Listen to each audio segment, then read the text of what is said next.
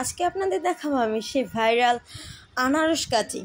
তো আমরা রেগুলার যেভাবে আনারস কাটি সেভাবে আনারস কাটলে আনারসের একটা ডিজাইন পাওয়া যায় না। স্বভাবতই সৃষ্টিকর্তার সব কিছুর মধ্যেই নিজস্ব আকার আকৃতি ধরন সব কিছুই দিয়ে থাকে। তো আনারসও তার মধ্যে একটি। আনারসের মধ্যে দেখলাম যে ইদানিং ধরে ভাইরাল কাটিং চলছে, যে ডিজাইন কিভাবে আসে, আনারসের ডিজাইন কিভাবে আসে। সত্যি বলতে সেটা আনারসের নিজস্বই একটা ডিজাইন, ওইটা সৃষ্টিকর্তা প্রদত্ত সৌন্দর্য।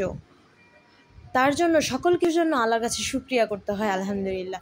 তো আমি রেগুলারভাবে যেভাবে আনারস কাটতে হয় আমি সেভাবে কেটে নিচ্ছিলাম। আমার আনারসটা আমার হাজব্যান্ড এনেছিল, কিন্তু বেচারাকে বোকাশোকা পেয়ে আনারস আলা মানে দোকানদার একটু পচা না, একটু দাগি ছিল, ওইটা ধরিয়ে দিয়েছে আমার বেচারা স্বামী। বুঝতেও পারে নাই যে এটা একটু অন্যরকম ছিল। তো আমি আনারসটা যেভাবে লেবু কাটা হয় না সেভাবে আমি এক সাইড থেকে কেটে নিচ্ছিলাম। দেখেছেন কত সুন্দর ডিজাইন হয়েছে। তো আমার এখানে লেবুর মতো করে ফালি করে কেটে নেওয়াতে আমার আনারসের